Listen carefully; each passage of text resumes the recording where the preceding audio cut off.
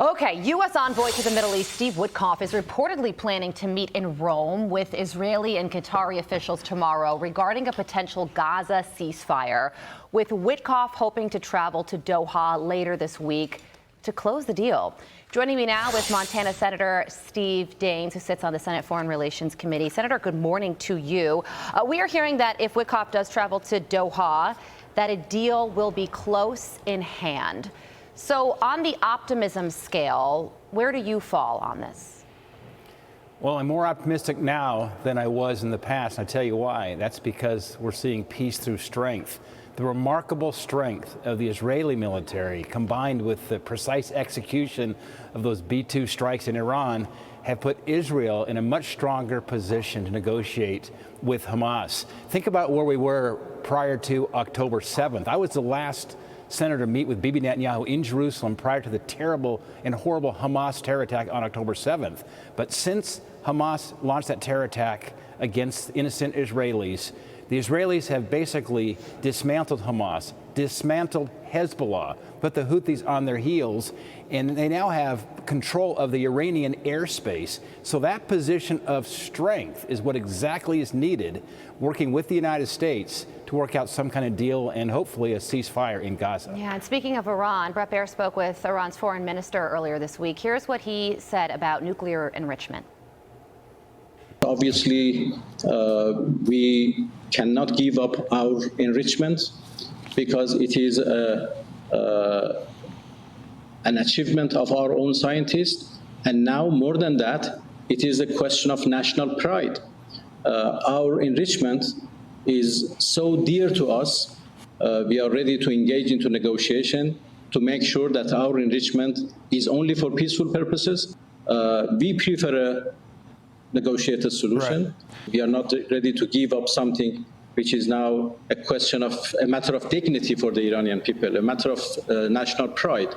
So they are dug in, and so are we. Where do things go from here? You know, frankly, it's hard to keep a straight face when I heard those comments. If this uranium is for peaceful purposes, why are they doing it hundreds of feet below ground? Why aren't they doing in the open? If they want nuclear power, they can get nuclear power without having to develop it themselves. The reason the Iranians are trying to enrich uranium is they want to build a bomb. They chant death to America, death to Israel. So they better watch out with the rhetoric that they are talking about here, because we're not going to allow them, the Israelis are not going to allow them to build a nuclear bomb. And so that's laughable, is what he just said. And if they want nuclear power, they can get it peacefully. So Russia and Ukrainian leaders, Senator, are also expected to hold peace talks in Turkey today. This will be the first time in 7 weeks that they have spoken, also the first time that the two sides will come together since President Trump ramped up a pressure campaign and threatened increased sanctions on Russia if a deal isn't closed. So how do you view where things go from here? Well, Vladimir Putin understands one thing and respects only one thing, and that is strength and power.